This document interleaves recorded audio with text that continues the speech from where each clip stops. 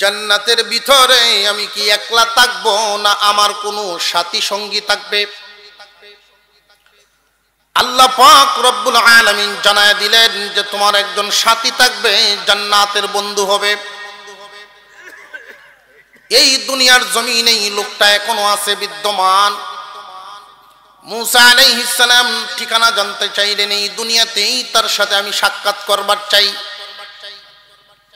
মুসা আলাইহিস সালাম মনে মনে ভাবলেন, কোন আমলের বিনিময়ে আমার সাথে জান্নাতে যাবে দেখার দরকার। ঠিকানাটা নিলেন। মুসা আলাইহিস সালাম অনেক কষ্ট করে ওই পর্যন্ত পৌঁছলেন। দামেস্কের একটা বাজার, ওই বাজারে ছোট্ট একজন ব্যবসায়ী, লোকটার নাম আলী ইবনে মুআফিক। এই লোকটার কাছে যখন চলে গেলেন, মুসা আলাইহিস সালাম গিয়া সালাম দিলেন, পরিচয় হলেন, জিজ্ঞাসা করলেন আপনি কে? যে আমার বাড়ি অনেক দূর, আমি একজন মুসাফির। আমার বাড়ি অনেক দূর, আমি একজন মুসাফির। কথাটা কি উনি মিথ্যা বলছেন না সত্যই? উনি তো মুসা নবীও আবার মুসাফিরও। উনি শুধু উনার পরিচয়টা এতটুকু দিচ্ছেন, আমি মুসাফির। একজন জান্নাতি মানুষের কাছে মুসাফিরের মেহমানের দাম আছে না নাই? যারা জান্নাতি মানুষ তারা দেখবেন মেহমান দেখলে খুশি হয়। আর এমন মানুষও তো আছে মেহমান দেখলে স্বামী স্ত্রী ঝগড়া লেগে যায়। মেহমান আইছে, জামাই বউ কাজে লেগেছি। মেহমান আসলে যদি জামাই বউ দুজন ঝগড়া লাগে, মেহমান তুই নিজে বুঝে। মেহমান যদি কারোর বাড়িতে আসে খুশি হবেন, খুশি হবেন। কেন? আপনার বাড়িতে মেহমান আসলে মেহমানের সাথে আল্লাহর একজন ফেরেশতাও আসে। মেহমান থাকবে যতদিন, ফেরেশতাও থাকবে ততদিন। মেহমান আপনার আচরণে যেমন খুশি থাকবে, ফেরেশতা আল্লাহর কাছে তেমন দোয়া করবে। বরকতের বহু লাইন, এই লাইনগুলো আমরা বন্ধ করে রাখছি। যেই যেই কাজগুলোতে বরকত হয় এই কাজগুলোতে আমরা আগায় যাই না। শয়তান ধোঁকা দিয়ে আমরা উল্টা পথে চলাইতেছি, উল্টা পথে চলতেছি। মুসা আলাইহিস সালাম পরিচয় দিয়েছেন, আমি একজন মুসাফির। লোকটাই বলতেছেন, আপনি কোথায় যাবেন, কার বাড়িতে যাবেন? এখানে কোনো আত্মীয় স্বজন আপনার আছে? যে না ভাই, আমার তো কোনো আত্মীয় স্বজন নাই, যদি আপনি সুযোগ দেন আপনার বাড়ির মেহমান হব। বলেন কি? ঠিক আছে, আমি রাজি।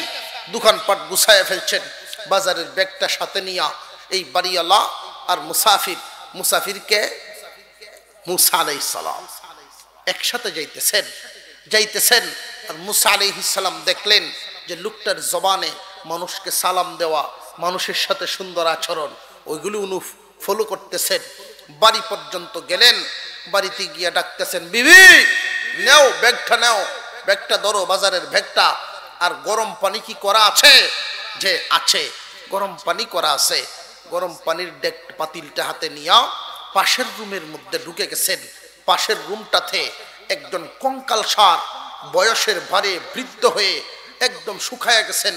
তার মা চোখেও দেখে না, অন্ধ মানুষ, বিছানায় পেশাব পায়খানা করে, সারাদিন ব্যবসা করে এসে নিজেই পেশাব পায়খানা সাফ করেন, গোসল করাইয়া পরিষ্কার করে কাপড় পরাইয়া বসায়া রাখেন।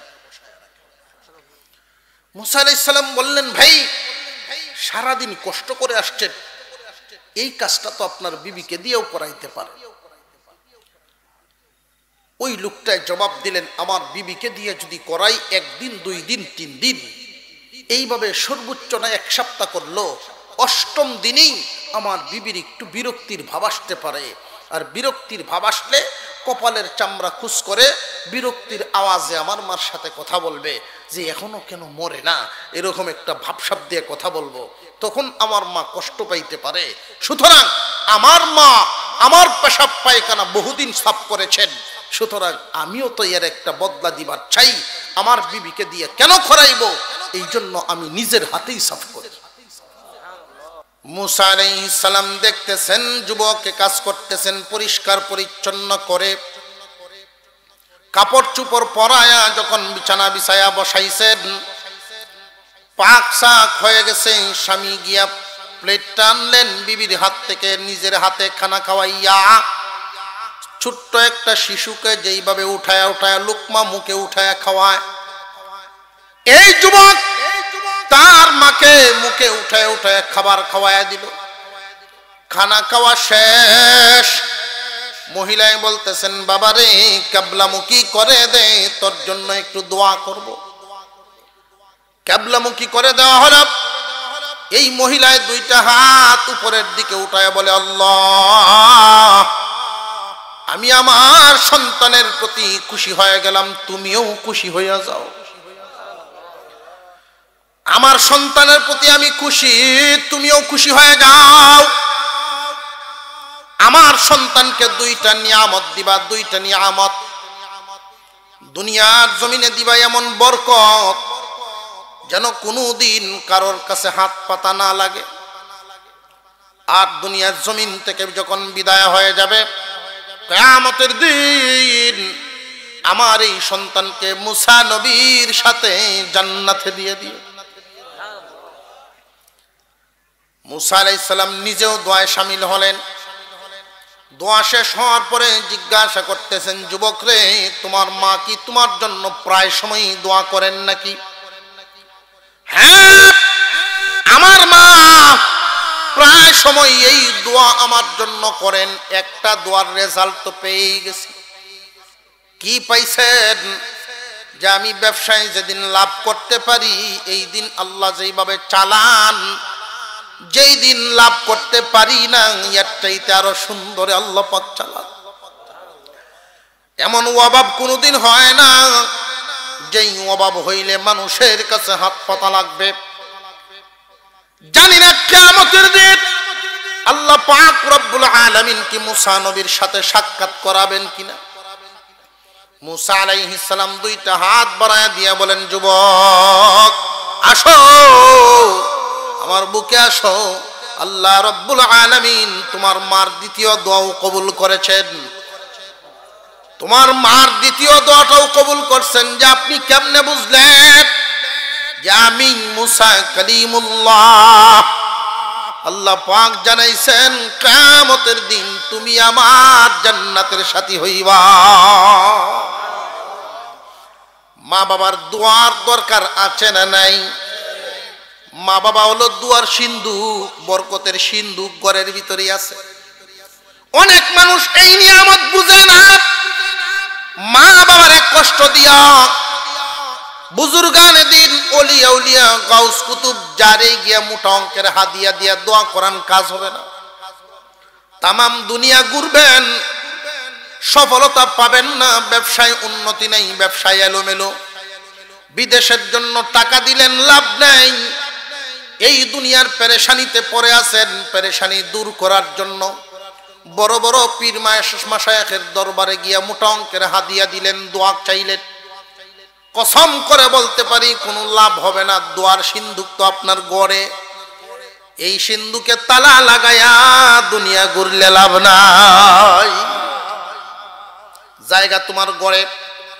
আল্লাহ পাক রব্বুল আলামিন বিধান করে দিয়েছেন আপনার আমার জন্য। আল্লাহ পাক বলেন, ইম্মা ইয়াবলুগান্না ইনদাকাল কিবারা, তাদের দুইজন অথবা দুজনের একজন যদি বার্ধক্যে পৌঁছে তুমি দেখো, তোমার জীবদ্দশায় যদি এদেরকে পাও,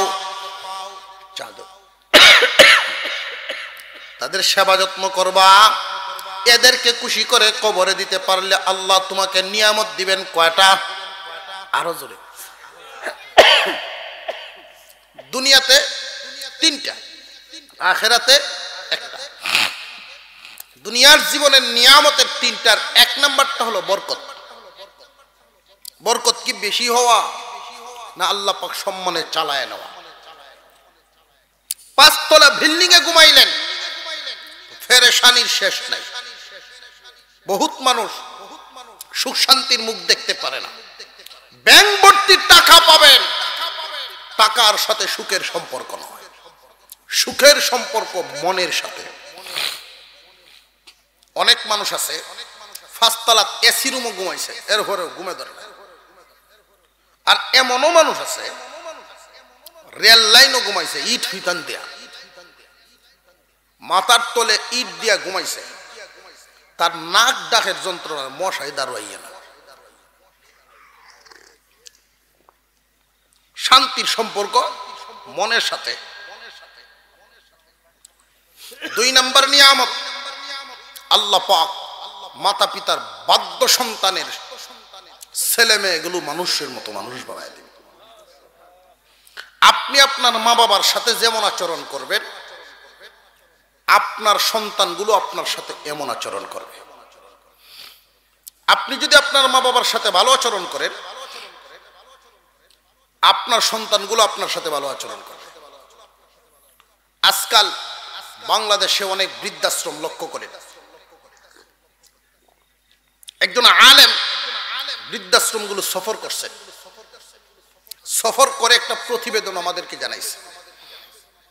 গাজীপুরের একজন মৌলানা, উনি আমাকে বলছেন, হুজুর ঘুরলাম, ঘুরে ঘুরে জিজ্ঞাসা করেছি, আমি জিগাইলাম এই বৃদ্ধাশ্রমগুলোর মধ্যে এমন কি কেউ আছেন কোন আলেমের মা বাপ? এখানে কেউ নাই, কোন আলেমের মা বাপ সেখানে নাই। কোন হাফেজের মা বাপ আছেন? কেউ হাত তুলছে না। যে কোরআন শিখাইছেন, নামাজ শিখাইছেন, মাদ্রাসার বারান্দাটা শুধু হাঁটায় আনছেন, এইরকম কোন মা বাপ আছেন? এরকমও নেই। আছে কারা? মুসলমানের সমাজে বসবাস করে ইহুদি খ্রিস্টানের চলাফেরা করছে যারা, মুসলমানের সমাজে বসবাস করে ইহুদি খ্রিস্টানের মতো চলাফেরা করছে যারা, মুসলমানের কোলে জন্ম নিয়ে স্বপ্ন দেখতো ইহুদি খ্রিস্টানের স্বপ্ন, ওই সমস্ত মানুষদের শেষ ঠিকানা হয় ওইখানে। আর যে সমস্ত সন্তানেরা নিজের মা বাবার সাথে আচরণ করছে খারাপ, এদের শেষ ঠিকানাও হয় বৃদ্ধাশ্রম। জেনে রাখবেন, নিজের মা বাবার দোয়া যে কত দরকার, এই বুঝটা আমাদের অনেকেরই নেই। হযরত ইব্রাহিম আলাইহিস সালাম আল্লাহ পাকের একজন পয়গম্বর। ইব্রাহিম আলাইহিস সালামের হাতে একটা চিঠি আসছে। চিঠিটা পায়া ইব্রাহিম আলাইহিস সালাম কান্না শুরু করছেন, সুবহানাল্লাহ। চিঠিটা পাঠাইছেন হযরত ইসমাঈল আলাইহিস সালাম। ইসমাঈল আলাইহিস সালাম চিঠির মধ্যে লিখছেন, আব্বা নতুন সংসার পাচ্ছি, বিয়ে করছি, ঘর বানছি, আপনি আসেন, দেখা যান, আপনার বৌমার জন্য দোয়া করে যান। নতুন কিছু করলে আমরাও দোয়া দুরুস কিছু করাইনি না, করাই না? নতুন দোকান দিছেন, দোয়া করাইনি না, করাই না? জেনে রাখবেন, এই দোয়াটা সবচাইতে মূল্যবান দোয়া হবে আপনার মা বাবার দোয়া। যত বড় বুজুর্গ হই আনেন, মা বাবার দোয়াটা চাইতে ভারী হবে না। কথা বুঝে আসতেছে আমাদের? আপনি যদি মনে করেন আব্বা তো মূর্খ মানুষ, নমাজ ঠিক মতো পারে না, আব্বা মূর্খ মানুষ, হিসাব নিকাশই পারে না, আমার লাগি দোয়া কি করবো? ভাইও, মা বাবা আর কিছু পারো আর না পারো, সন্তানের জন্য দোয়া করতে জানে। মুসলমান ইমানদার ভাইরা আমার, ইব্রাহিম আলাইহিস সালামের কানে খবর আসলো ইসমাইল যখন বিয়ে শাদী করেছেন, সংসার পেতেছেন, চিঠি পাঠাইছেন। এই চিঠিটা হাতে নিয়ে ইব্রাহিম আলাইহিস সালাম কান্না শুরু করে দিলেন, আল্লাহ, এই সন্তানটা আমি লালন পালন করতে পারলাম না ঠিক মতে। সন্তান সামান্য একটু কয়েক মাসের বয়স হওয়ার পরেই আল্লাহ হুকুম করেছিলেন নির্বাসন দেওয়ার জন্য। ইতিহাস তো জানেন, ইসমাইল আলাইহিস সালাম বড় হইছেন মক্কায়, মার তত্ত্বাবধানে বড় হইছেন। এরপরেও কি বাবারে বুইলা গেছেন নাকি? ইব্রাহিম আলাইহিস সালাম চিঠি পাওয়ার সাথে সাথেই তিনি রওনা দিলেন মক্কা নগরীর দিকে, প্রায় 1600 মাইল দূর, 1 মাসের পথ। ইব্রাহিম আলাইহিস সালাম থাকতেন সিরিয়ায়, ইসমাঈল আলাইহিস সালাম থাকতেন মক্কায়। প্রায় 1600 মাইল দূরে ওইখানে তিনি চলে গেলেন, সন্তানের জন্য দোয়া করবেন, পরিবেশ পরিস্থিতিটা দেখবেন। ইব্রাহিম আলাইহিস সালাম যাইতে যাইতে মক্কায় গিয়ে যখন পৌঁছেন, তখন তো আর মোবাইলের যুগ নাই যে হ্যালো বলে বলবে যে আমি আয়া পড়ছি, আর 1 মাইল বাকি আছে। ইব্রাহিম আলাইহিস সালাম যখন ইসমাঈল আলাইহিস সালামের বাড়ির সামনে গেলেন, জিজ্ঞাসা করেছেন ইসমাঈল বাড়িতে আছে? ওই দিন ইসমাঈল আলাইহিস সালাম বাড়িতে ছিলেন না।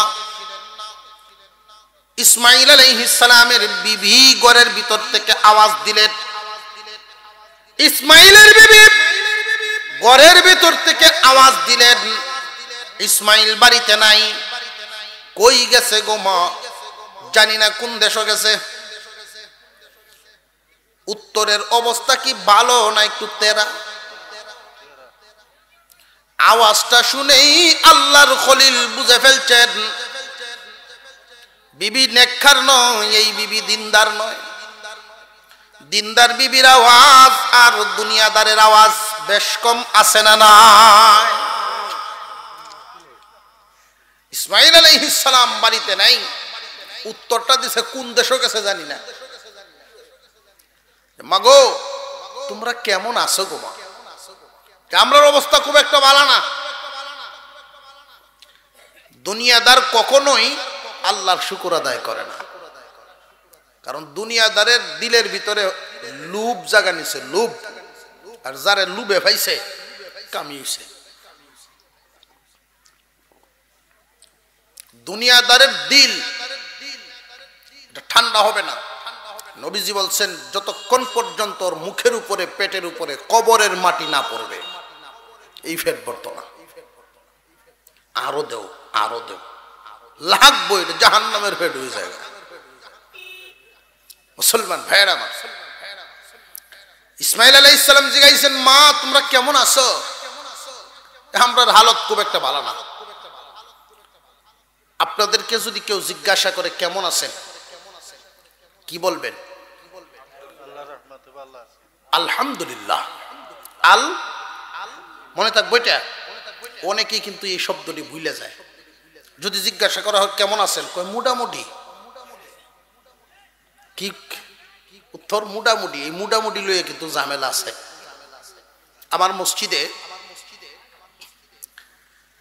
সাথে রাস্তা আছে, তো সকালবেলায় অনেকে হাঁটাচলা করে। তো সারা সপ্তাহের যে কারবার এটা তো মোটামুটি আমি গেলে শুনি যে হুজুর কিছু চলতেছে এদিক দিয়ে। কি যেই যে এমন ভাবে হাঁটে, এদের যে হাঁটাচলা শুরু হয় হুজুর সকালবেলায় স্বাস্থ্য ঠিক করার লাগি। সারা জিন্দিগি বড় ওয়াজ করবেন, ফজরের সমতারে ঘুম থেকে তুলতেও পারতেন না, নামাজও আনতে পারতেন না। ডাক্তারে যদি কয় যে আপনার ডায়াবেটিস, তেই দেখবেন সকালে উঠে হাঁটা শুরু করছে। আছে না নাই? নামাজ পড়তো না, সকালে 8 বটিকি কেন? মরে যাবে মরার ভয়ে।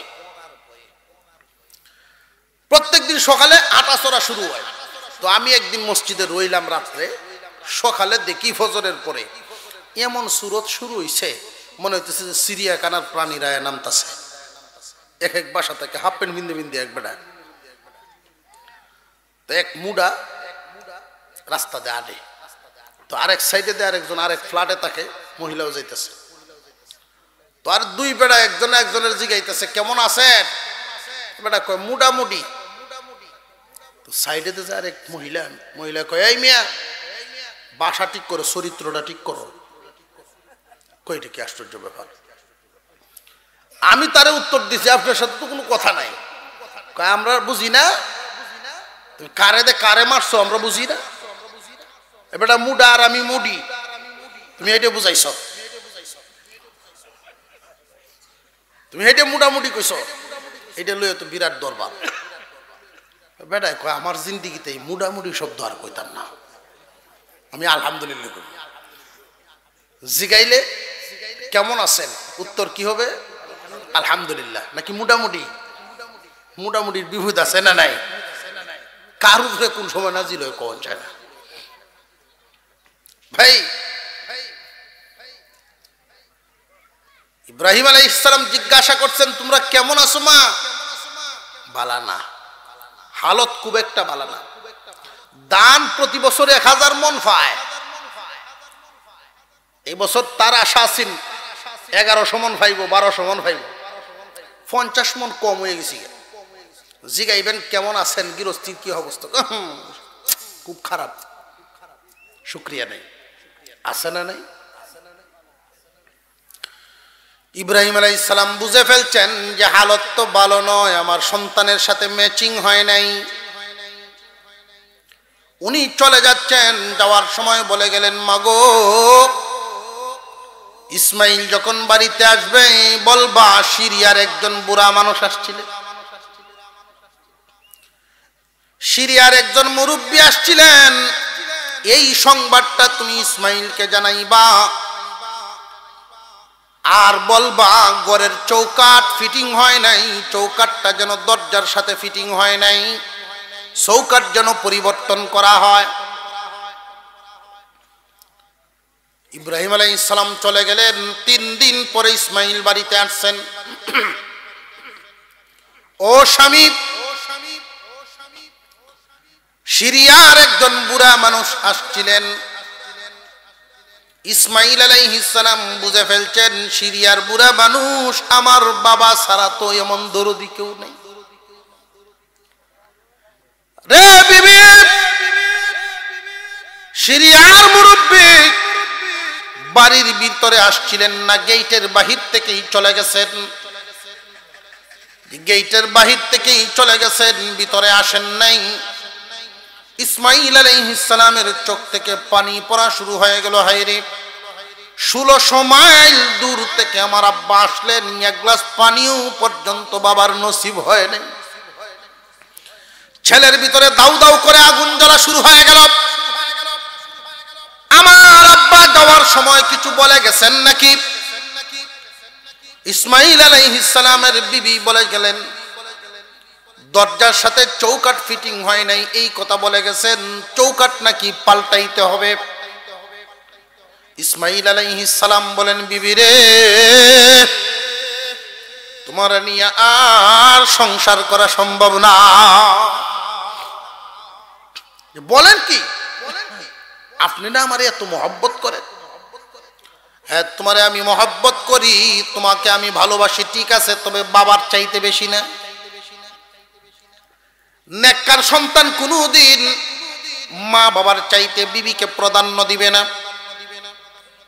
মনে রাখবেন, মনে রাখবেন, আমরা অনেক সময় উদাসীন হয়ে যাই। এক বাড়িতেই মা এবং বাবাকে নিয়ে একই বাড়িতে বসবাস করে, কিন্তু 7 দিনে 10 দিনেও একবার কথা হয় না একান্তে। সকাল বেলায় ব্যবসায় চলে যায়, রাতে আবার ঘুরে আসেন, সারা দিনে দেখা সাক্ষাৎ নাই, কথাবার্তাও নাই। তোমার মা বাবার সাথে বিবি কেমন আচরণ করে এই খোঁজখবর রাখার প্রয়োজন আছে। আল্লাহ বিধান করে দিছে একান্তে মাঝে মাঝে মা এবং বাবার কাছে জিজ্ঞাসা করবা কোনো সমস্যা আছে কিনা, খোঁজখবর লইবা। তোমার বিবি তোমার মা বাবার সাথে কেমন আচরণ করেন এই খোঁজখবর রাখবা। অনেক বিবিগণ, অনেকের বিবিগণ মা বাবার সাথে সুন্দর আচরণ করে না, আর এই দিলের কষ্টটা মা বাবার দিলের ভিতরেই রাখে, কারোর কাছে বলেও না, সন্তানের সংসারেও অশান্তি হবে। এই জন্য সন্তানের উচিত হলো মা এবং বাবার সাথে একান্তে কথাবার্তা বলা, একান্তে কথাবার্তা বলে খোঁজখবর নিয়া, প্রয়োজন যদি হয় বিবিকে বুঝানো, 2-4 কথা বুঝ দেওয়া। আপনি যদি 1-2 বার বুঝ দেন, বুঝাইবার মতো বুঝাইতে পারলে 1-2 বারই টাইট। আর যদি তারে হালতের উপরে ছেড়ে দেন, মা বাবার উপরে জুলুম হয়। এমন বহু ঘটনা আছে সমাজে। এক বেটা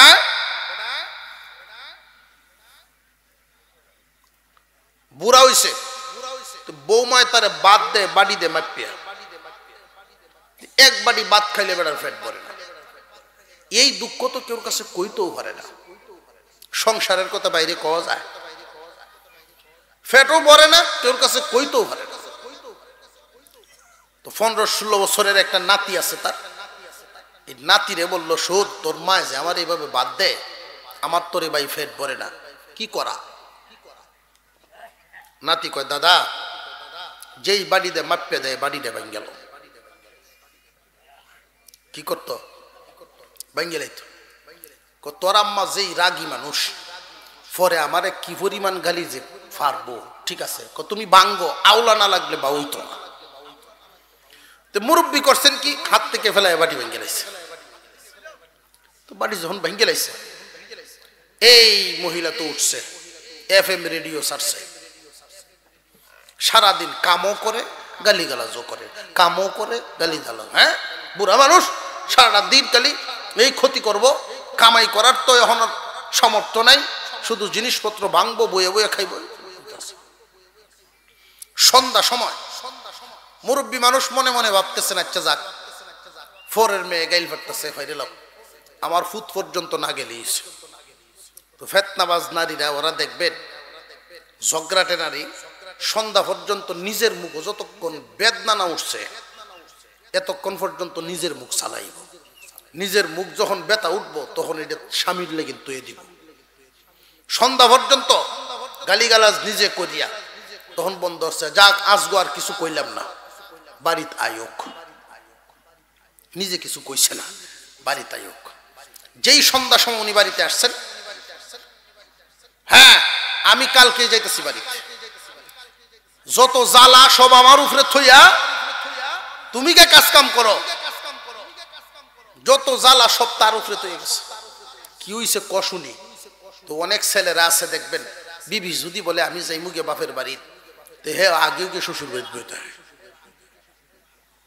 আর এমন ছেলেও আছে, যদি কয় আমি যাই মুগে বাপের বাড়ি, যে ব্যাগটা গুছাই দিই, কোন দিন যাইতে কম, তো হে এমনিটাই দেখা যায় আমার বাই চলে না।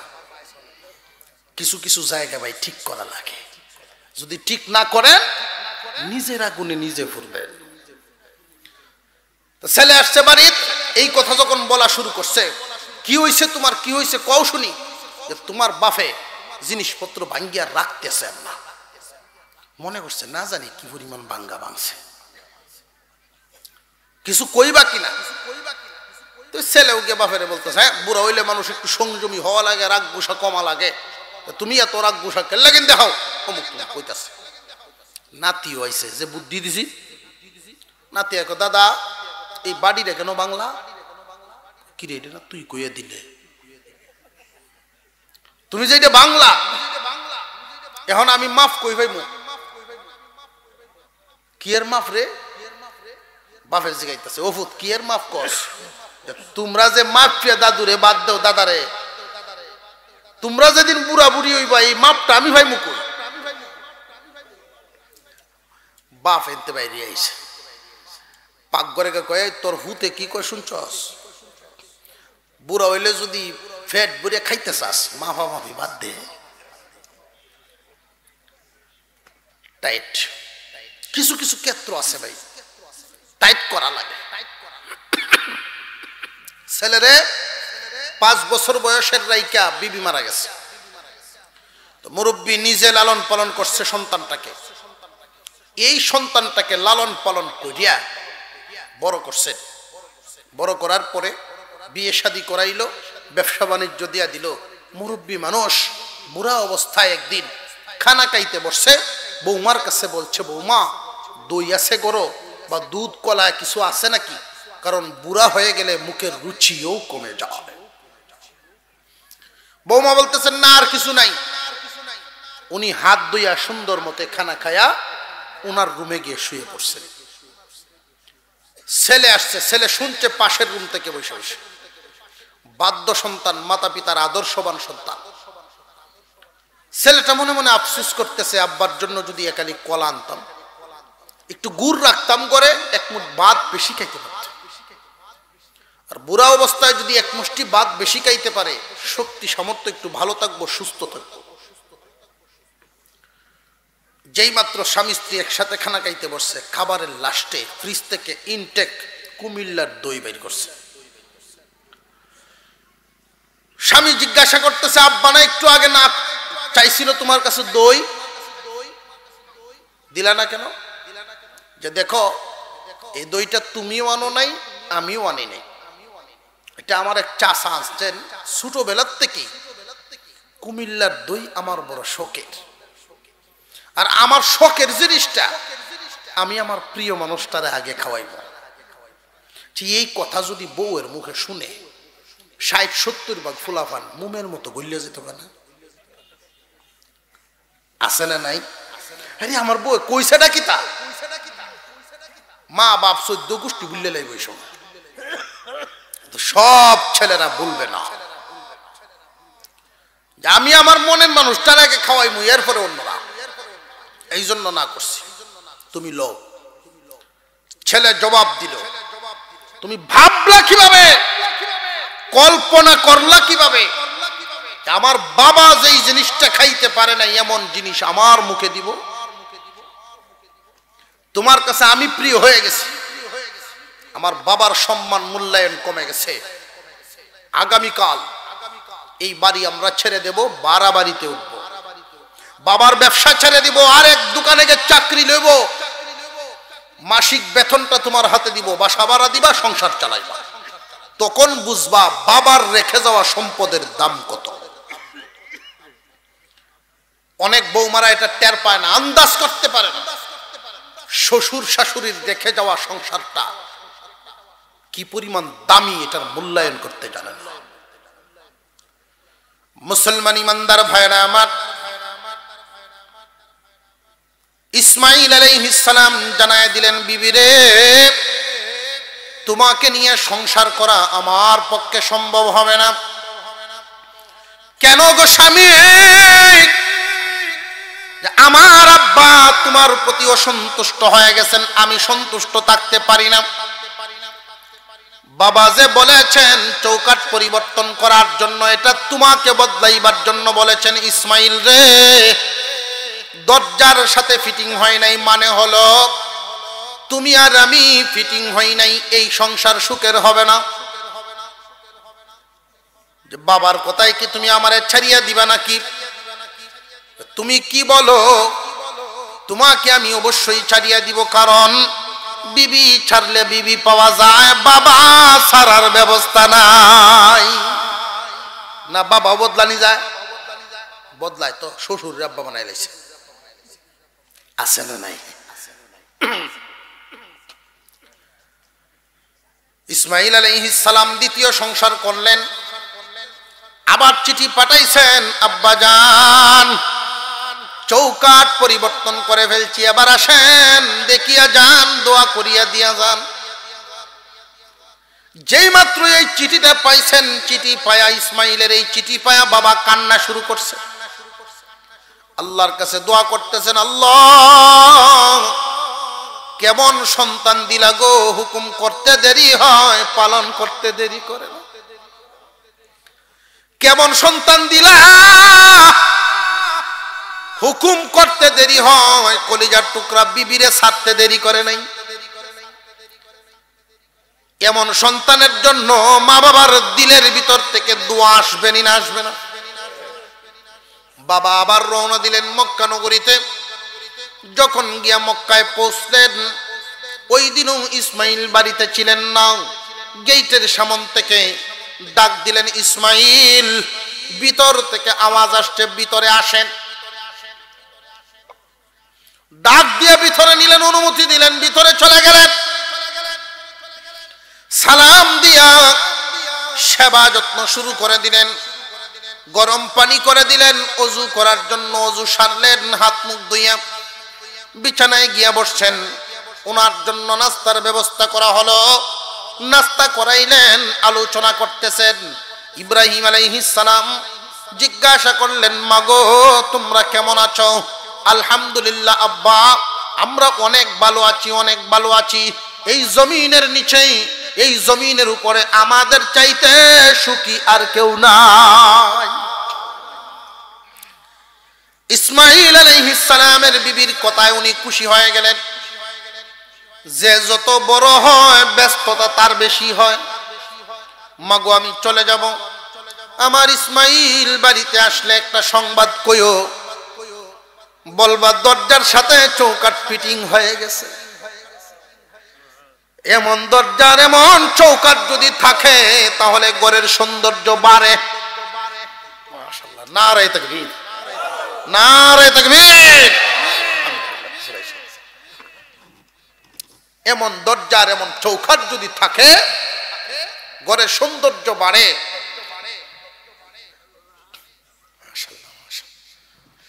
ইব্রাহিম আলাইহিস সালাম চলে গেলেন, ইসমাঈল বাড়িতে আসছে। আয়েশা যখন শুনছেন ওনার আব্বা আসছিলেন, শুধু প্রথমে জিজ্ঞাসা করলেন তুমি অনুমতি কেমনে দিলা? আগের বিবি তো অনুমতি দেয় নাই, তুমি বুঝলা কেমনে যে উনি আমার বাবা? যে আপনার বাবা এটা বুঝে অনুমতি দেয় নাই। যখন ডাকটা দিছেন ইসমাঈল, ইসমাঈল বলে যখন ডাকটা দিছে আমি তখনই বুঝতে পারছি আপনার কোনো আপনজন হবে। কারণ আপনজন ছাড়া এইভাবে কেউ নাম ধরে ডাক দেয় না। তামাম দুনিয়া ঘুরবেন, মা বাবার ডাকটার মতো আর একটা ডাকেই মিলবে না। আপনজনে যেইভাবে ডাক দিবে আপনার নাম ধরে, আপনি মন্ত্রী হয়ে গেলেও নাম ধরে ডাক দিবে, এটা কলিজার ডাক। ডাকটা শুনেই বুঝে ফেলছি, ডাকটা শুনেই বুঝে ফেলছি যে আমার কোন আপনজন ভিতরে আসছেন। আপনার বাবার চেহারাটা দেখেই বুঝে ফেলছি আপনার চেহারার সাথে মিল। জীবনে কত সুন্দর মানুষ দেখছি, আমার শ্বশুরের চেহারার মতো এত সুন্দর কোনো মানুষ দেখিনি। কারণ উনি আল্লাহর খলিল, আল্লাহর নবী। সেবা যত্ন করলাম, উনি যাওয়ার সময় একটা কথা বলে গেছেন, ঘরের চৌকাঠ নাকি দরজার সাথে ফিটিং হয়ে গেছে। ইসমাঈল আলাইহিস সালাম আলহামদুলিল্লাহ বলছেন। আলহামদুলিল্লাহ বলে বলেন যে আব্বা দোয়া করে গেছেন, তোমার প্রতি খুশি হয়েছেন। যে এমন দিনদার বিবি যদি ঘরে থাকে, যার প্রতি শ্বশুর শাশুড়ি খুশি, এমন বিবি ঘরে থাকলে আল্লাহর রহমত নাজিল হয়। এক নাম্বার নিয়ামত মাতা পিতার বাধ্য সন্তানের। দুনিয়ার জমিনে নিয়ামত কয়টা? তিনটা, আখিরাতে একটা। এক নাম্বার নিয়ামত আল্লাহ পাক রুজি রোজগারে বরকত দিবেন। বরকতের অর্থ কি বলছিলাম? আল্লাহ পাক সুন্দর ইজ্জতে চালায় নিবেন, বেশি হওয়ার নাম বরকত না। দুই নাম্বার সন্তানেদি মানুষের মতো মানুষ হবে। আপনারা প্রশ্ন করতে পারেন যে সাতের বাড়িতে দেখছি মা বাবার অবাধ্য সন্তান, মা বাবার কথা শুনছে না, কিন্তু ছেলেরা তো ডিগ্রি আনাইছে বিদেশ থেকে। ভাই, শিক্ষিত হওয়া এক জিনিস, মানুষ হওয়া এক জিনিস। মানুষ হবে না। তিন নাম্বার আল্লাহ পাক আপনাকে নেক এবং সুস্থ একটা হায়াত দিবেন। গড়টারে ফার্মেসি বানাতে হবে না। মা বাবার দোয়া সাথে থাকলে সুস্থ হায়াত নিয়ে জিন্দেগি কাটাতে হবে। আখিরাতের পুরস্কার হলো জান্নাতের দরজা খুলে থাকা হবে, যেটা দিয়ে ইচ্ছা ওইটা দিয়ে জান্নাতে ঢুকে যাবে। আল্লাহ যেন আমাদেরকে আমলের তৌফিক দান করেন, বলুন আমিন। আমাদের কাঙ্ক্ষিত মেহমান উনি চলে আসছেন।